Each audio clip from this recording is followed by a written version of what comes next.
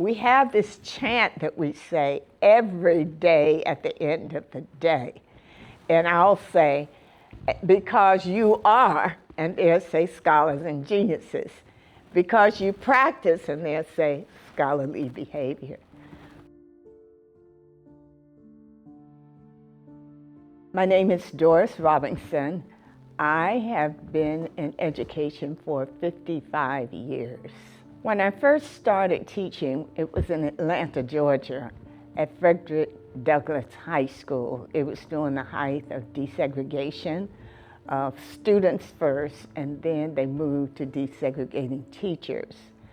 I came to California from Atlanta, Georgia, and I worked in student support services. At that time, it was called attendance office, pupil personnel services. From there, I worked at Newcomb Academy. I've worked at Grant Elementary. I've worked at Prisk Elementary. I've worked at Hughes Middle School, Hamilton Middle School, and I became principal at Bryant Elementary School, where I retired. I stayed there for 10 years, and currently I am at David Starr Jordan High School as the Executive Director for the CSULB LBUSD Math Collaborative. Currently, I have been there now 15 years. And that was like after you retired? After I retired, yes. I worked in education as a teacher, counselor, assistant principal, executive director over the Math Collaborative, and that's a total of 55 years. I had excellent teachers when I was a little girl at Edwin Posley Johnson Elementary School in Atlanta, Georgia. It was an all-black school, all black teachers, because it was during the time of segregation, so we could not attend white schools. So all my teachers were African American, including the principal. And they had such an impact on me because my mother died when I was 3. And my safe place, being raised by my father, who had to work every day, was school. I loved school. So much so that everyone told me one day that school was closed, because it was one of those days when it was so cold they closed the school. I didn't believe them. And I cried to go to school. So finally they said, go. I walked to school. When I got there, the door was locked. They were correct, school was closed. So I had to turn around and walk all the way back home in the cold. But I loved education and I loved school. I did not want to miss a day. So my teachers were my motivation for becoming a teacher. And the teacher that had the greatest impact on me was Mrs. H.J. Hill in 7th grade. She believed in every student at that school. But I was afraid of her because she was real strict, and she believed every student could learn. And so they gave her the most challenging behavior students along with the highest academic students, and I was one of the higher academic students. And she took me under her wings because she knew I didn't have a mother. And she nurtured me through elementary school until I went to high school. And she was the role model that I try to emulate today, because she believed and she made sure every student in her class learned.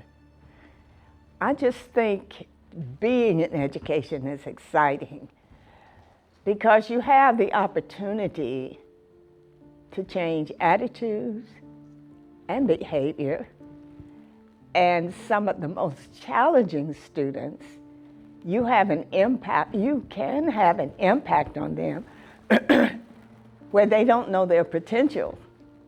But you have to be able to bring out that potential and let them know that they are scholars and geniuses. For instance, I had one young man, Torian, who was in foster care most of his life. And when I first came to Jordan, all he did was carry a basketball in his hand. So one day I was walking him to class because I had to make sure he got there. And I said to him, "You need to get your GPA up." And he said, "Okay." I said, "You need to have a 3.5 or 4.0. His response was, "I'm not a 3.5 kind of guy." I said, "Yes, you are. And you're going to be a 3.5 or a 4.0 kind of guy." When he graduated from Jordan High School, he had more scholarships than most of the kids who were graduating. And he had a 3.6 GPA.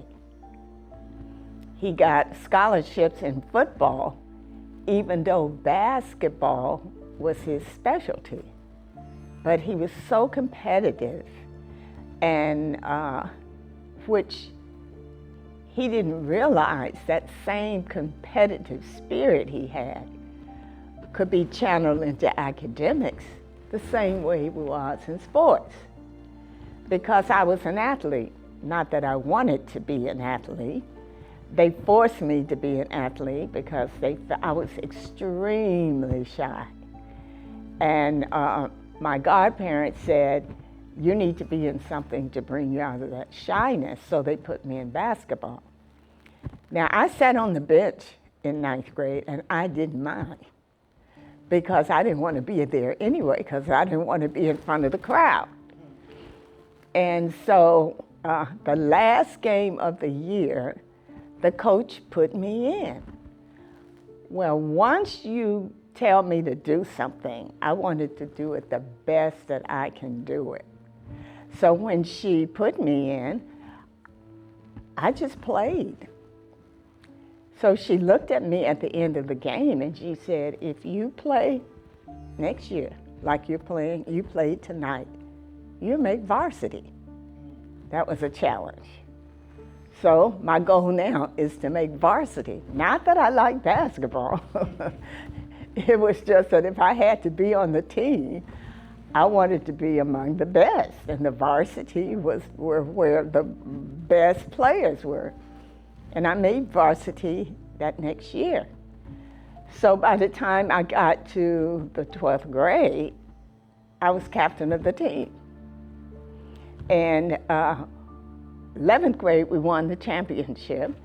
12th grade, we should have won the championship, but you know how referees are. So I was co-captain, I made all city.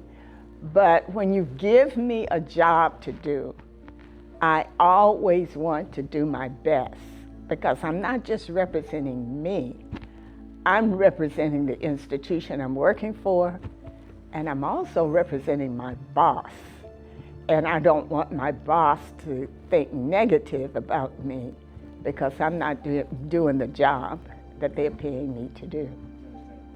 I think once you find talented and skilled people, especially young people, you have to let them use the talents and skills their way, because they're going to bring it to you and they're going to share it with you, and you're going to have to embrace them and build them up.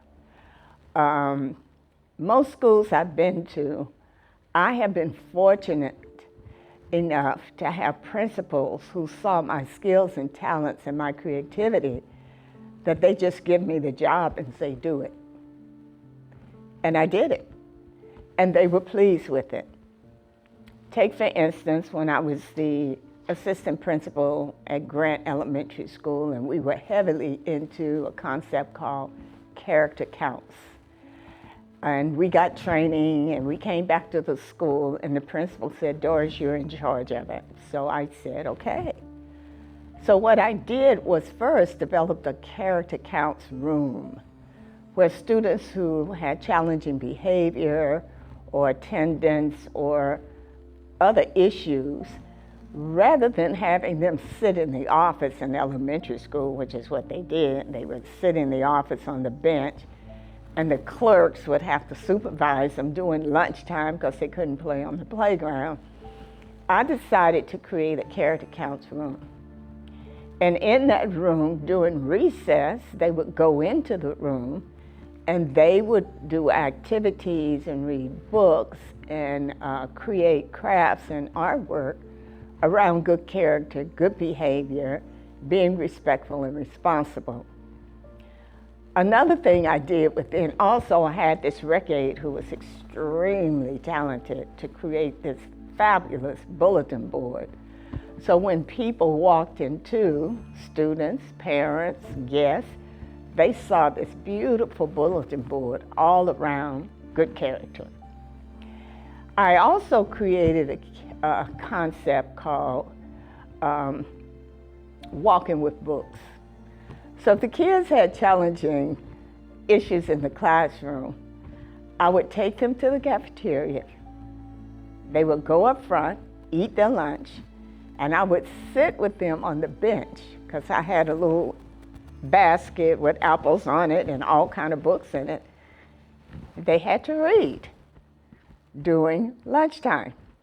Once they finished eating and reading, we had drawn something called the Green Mile. And so I would go up there and we would walk that Green Mile because you know they gotta have exercise. So they would walk the Green Mile until the bell rang. Interesting enough, it became so popular that the other students who were not in trouble wanted to walk the Green Mile with me. So I became the Pied Piper. And so that was creative, it was innovative. It got them out of the office so the clerks would not have to deal with them. It got them their lunch, enhanced their reading, and in addition to that, they got their exercise. So that's why I say when you let young people, you give them a task and you tell them to create around that task, you can't control what they're doing. You have given them a concept that you have, but you have to let them run with it if they have the skills and talents, and then you have to praise them and support them with it. And that's what my principals did. I had a principal over at Dan Voidovich over at Hughes. He pulled me into the office and said, have you ever applied to be a principal? I said, no. He said, why? I said, because I don't like politics. And he said, you should apply. And no matter what profession you're in, there's politics, so you need to get over it. And I carry that kind of leadership, encouragement with me every day. And I just had some great principals who encouraged me and supported me. And that's why I am where I am today. The Math Collaborative was created to enhance the skills of African American male students in the higher level math area, because our African American students, and more specifically our African American young men, are the most marginalized in the district, in the state, and in the nation. So our focus became on them because they had the lowest test scores, they were suspended the most, and it appears as if they had the most challenging home life. I became involved because my friend, Dr. Roberta Jenkins, her husband kept saying, Doris needs to take over this program. And I kept saying, I can't do it. I'm a full-time school principal. But he kept at it, and after he died, before he died, he kept after her about encouraging me to do it. And so I said, okay, I'll work full-time my principalship. I'll do this part-time when I'm off from work and to save the program. And then I'll retire and take over the program. But my major reason for taking it over is because I wanted to reduce the number of young men who were involved in gangs, drugs, teen pregnancy, and get rid of the whole pipeline of D's and F's. And wanted to help them understand that they had to be A through G ready. And academics is the most important reason why they're at school. It's not sports.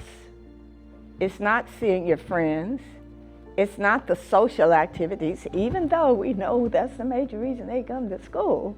But they had to understand that there's something more important out there in the world for your future.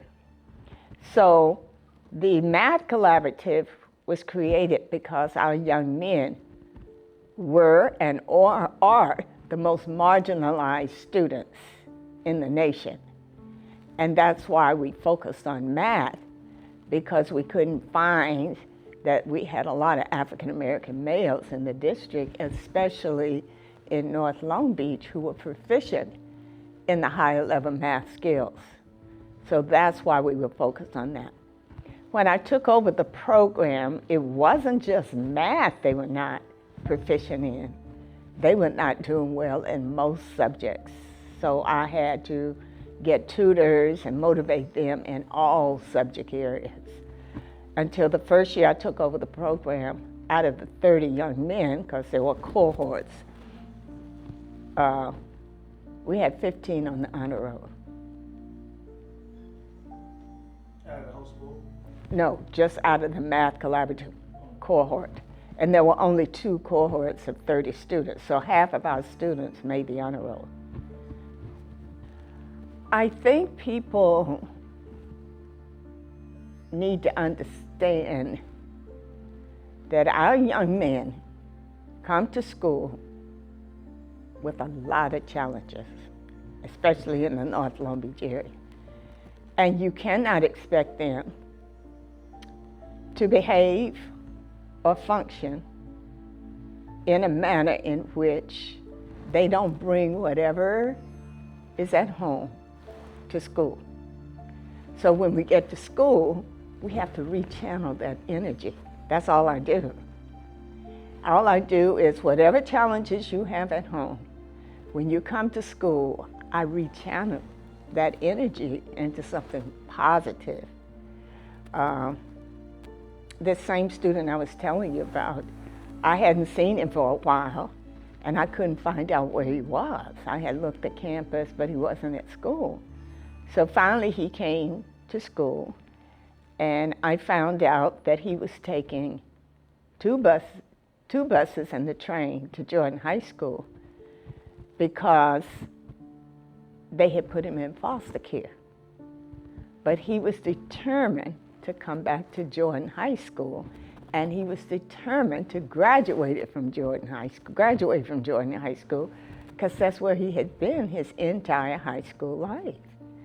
And so sometimes when they come in the room, we have to have a more calm approach to them than accusatory or demanding. What I used to do is I would stand outside the doors. I do it now. Come right on in. I am so happy to see you today. I love seeing you walk in this room. And it's the truth. I really do. Because if they don't come in the room, I can't change behavior. I can't change attitude. In my classroom, where they come, we have rules. One of them is no N-words, no sagging. no jokes about each other, no play fighting. They know that. They instituted their own rule. If you use a curse word or the N word, you do 20 push-ups. Now that's not my rule, that's their rule. And then they'll say, well, Mrs. Robinson, so-and-so didn't do his push-up. Okay, you gotta do your push-up, that's your rule. So I think the most important advice I would give adults in dealing with African American students or any student is to form a good relationship with parents or caregivers. I would not be able to do what I do if I did not have a good relationship with parents and caregivers. So I'll say to them sometimes, if I call you home and talk to your parents, who are they going to believe, me or you? They say, you. I know I have a good relationship with the parents. Because if I do call home, the majority of the time, if not all the time, the parents agree with me and they support me because they know I care. Is that your main way to get, because I know just working with black students, it's always hard to get black boys involved or to show up. What would you say, what advice would you give people to get black boys to show up? Like, what's your experience with that, and what, because it's hard for them to shut the care. It's hard to get them to show. I tell people, they don't walk in the door because you open it. I'm pulling them, dragging them in the door. When I first went to Jordan High School, I went at lunchtime. And there was a counselor there, I can't remember her name. I think her name was Debbie. And she was helping me get the boys in the room because I didn't know them. I think one showed up and she said, Mrs. Robinson, you gotta feed them. So I said, I forgot. I do have to feed them. So the way I would get them in the room was we purchased snacks. So the next time I had my meeting, I bought pizza. The room was packed at lunchtime because I was having meetings at lunchtime. But I fed them. And so when I took over the program, in order for them to come to after-school tutoring, we had snacks and water.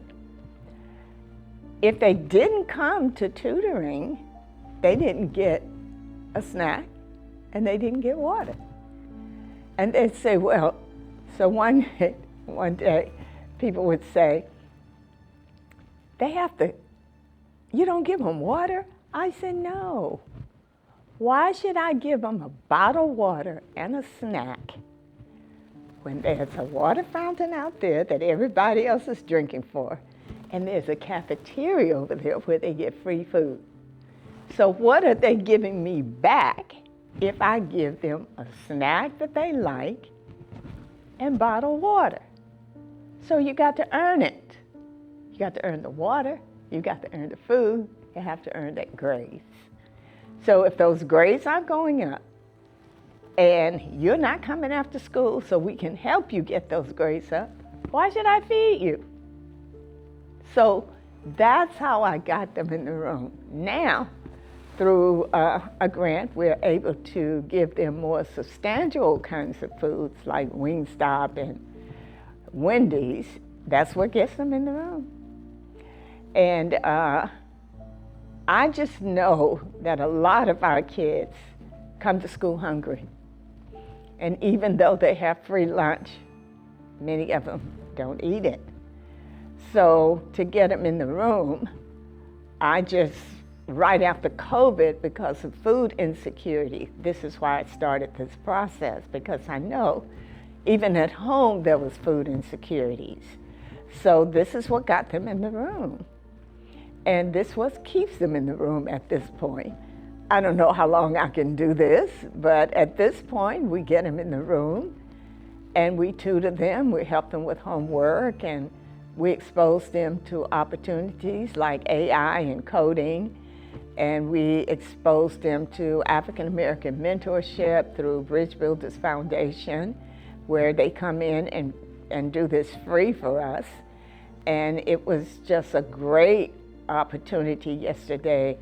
One of the Bridge Builders presenters was talking about goal setting and leadership. I was so impressed with our young men. And he said, "What kind of water are you giving these Math Collaborative students today?" They are on point, and they were. They were talking about leadership and who were great leaders, and they thought outside the box. They did say people like Martin Luther King and Jesse Jackson, but they thought of other people who were leaders. Some weren't great leaders, but their focus was they were leaders because they could rally so many people around them to follow whatever their agenda was. And so this is what the presenter said, Dr. Brown. He said, "They are on point today." We have one young man, and I'm going to call his name. His name is Walter. He just got here. He's a 10th grader. And he found his niche with the Math Collaborative. He was having problems in class and not coming to school and being disrespectful. And the counselors, they are so great. They refer the kids to me. Like this counselor said to me, she said, "He needs to be in your group." And she's right.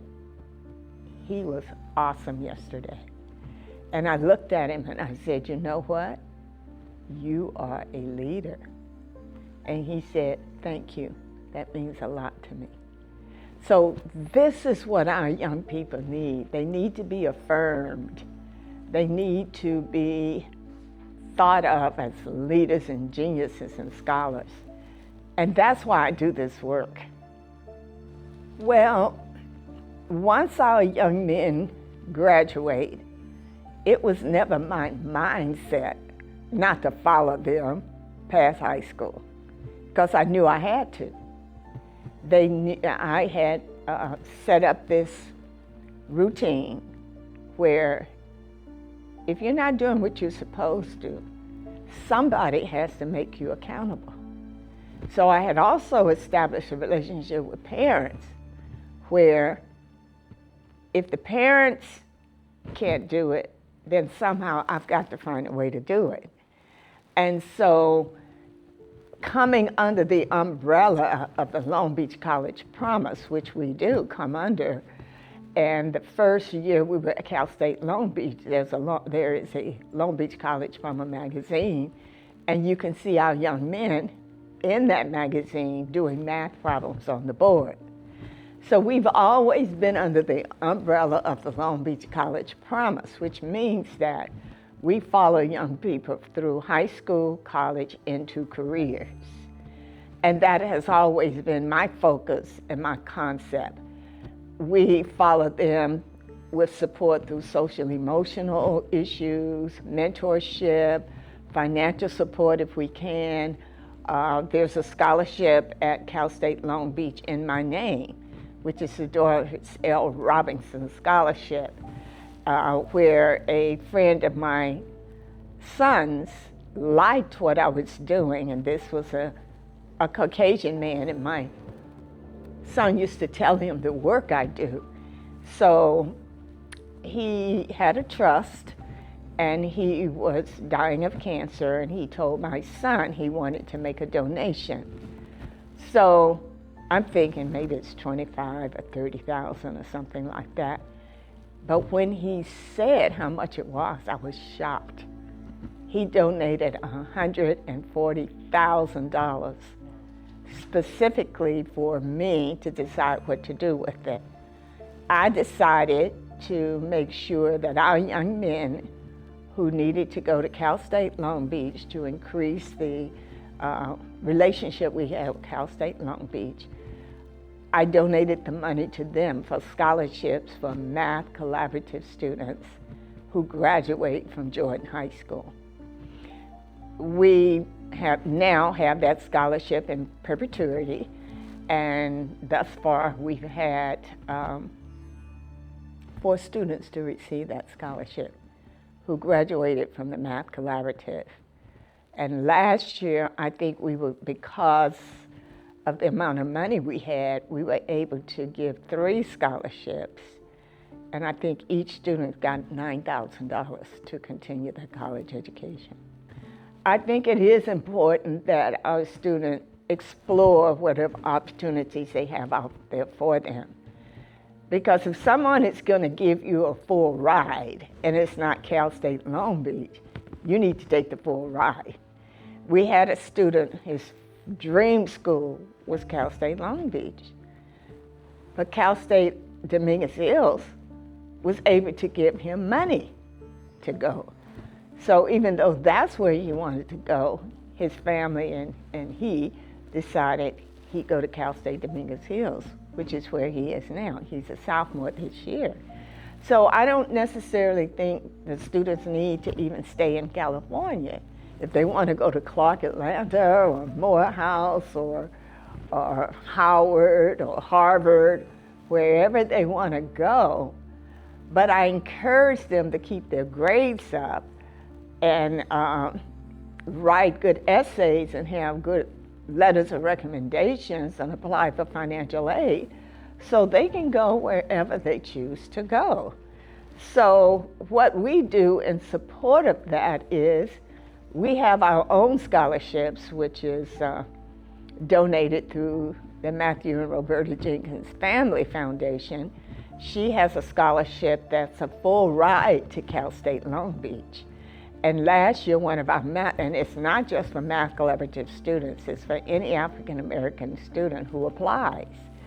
But last year, we were fortunate enough that one of our students got that scholarship, and he's now at Cal State Long Beach.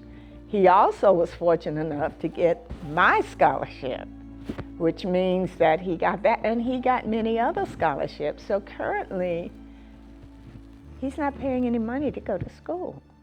And that's what I encourage students to do, is take advantage of the opportunity to get free money to go to college. And that's why the Bridge Builders Foundation has an excellent scholarship, but you gotta have a 3.0 or above. And you have to apply. So all we do is give them the resources. We also sit them down in the room and make sure they apply, because we can't trust if they go home, it's going to get done.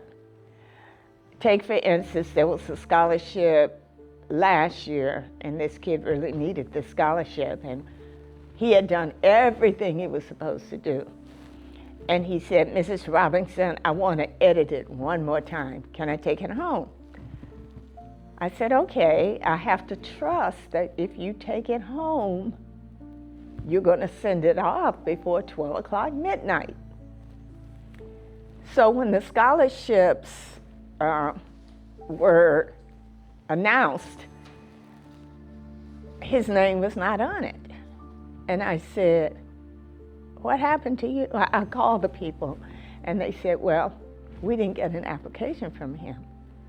So when he came in that day, I said, what happened with your application? He said, I fell asleep and didn't send it. Now, I'm really disappointed, because this is a young man who is extremely bright, and he really needed that scholarship. So I said, what you just did was let me know I'll never let anybody else take it home. You are going to have to send it right here in this room with me watching you, because I know you guys have habits and routines. Now, you applying that scholarship became more important to me than you. And I want it to be more important to you than me. You never should have said, I'll send it later. You should have said, I'm going to send it now because I may go to sleep. So that's how we do scholarships. If the students are in our program and they get a 3.0 every year, they get $250 in a scholarship. for 4 years. If they're in our program and they get a 3.5 up to a 3.99, they get $500 every year. If they get a 4.0 for the 4 years, they get $4,000 for those 4 years to take to college with them. So through scholarships and support, people come to us and say, we want to donate a scholarship. There's a gentleman, he donated a scholarship to one of our kids, the first graduating class. He called me a few months ago and said, I want to donate $500 and you can select whatever students you want to get it. Well, for me, I am able to set the criteria for that scholarship. So my whole thought is, let me give it to a student who is most improved this year, or 2 students who get $250 who are most improved. We had another student who graduated from the Math Collaborative but was in a serious car accident. He called me one day and he said, Mrs. Robinson, I want to give a scholarship to Math Collaborative students. So I asked him how much. He told me $500. I said, okay, there's another opportunity that I can split that scholarship, give one kid $250, give another $250, who is most improved, because it's my choice, and make them feel good on awards night, because they never even imagined that they were going to get a scholarship, because they be improved in behavior, because they're improved in academics. I can select those students and give them this award because you did what I wanted you to do. You improve your grades, you improve your attitude, you improve your behavior, you're more respectful and you're more responsible. And I already have those 4 kids in mind. So they don't know, but that's what we do when people give us money and we can set the criteria for what we do with it. We were at Juneteenth about 2 years ago, and this guy walked up and said, we want to help you. And they gave us $2,500. That went to scholarships for our students. I have a question. Oh, we have an affirmation where we have 7 values. And they're around respect, responsibility, advocacy. So the boys do the chant, and they lead the chant, and I don't have it with me. And they lead the chant, and then if they're not doing it as strong as I want them to say it, I'll say, but I can't hear you. They know to get louder. And I said, because you are. And they'll say scholars and geniuses. And I'll say, and you practice. And they'll say scholarly behavior. Well, what is scholarly behavior? You get to school on time. That's timeliness. That's one of our principles. You academically are working hard to get the best grades you can. You're respectful to your teacher. That's one of our principles. You're responsible. That's one of our principles. So we have this chant that we say every day at the end of the day. And I'll say, because you are, and they'll say scholars and geniuses. Because you practice, and they'll say scholarly behavior. But we have to have our kids to internalize that. I started this when I was principal at Bryan Elementary School, and I'll never forget, we used to have Student of the Month, and that's how I started this. So one day this kid had graduated, promoted to middle school, and I saw him walking down the street, and we talked for a while. As he walked away from the car, he says, because I am a Bryant Scholar. Do you know how that made me feel? He had left elementary, in middle school, looked at me to let me know that he remembered that he was a Bryant Scholar. So that's what I try to internalize in the young men which are some of the same kind of tools and resources I used when I was a principal and assistant principal. I want to be remembered that I provided service. I think God put us on this earth to do service. People would say to me, why are you still working? I'm 80 years old. And I would be on the beach. This is what they're saying. I would be on the beach, or I would be somewhere having fun. And I said, let me tell you this way. God did not put us on earth to have fun. He put us on earth to provide service. Now, I do have fun, because that's part of life. But my primary goal is service. And I'll say, do they ask the Pope when he's going to retire? Did they ask Mother Teresa when she's going to retire? No. They provided service to the day they died. So I want to be remembered as providing service and making a difference.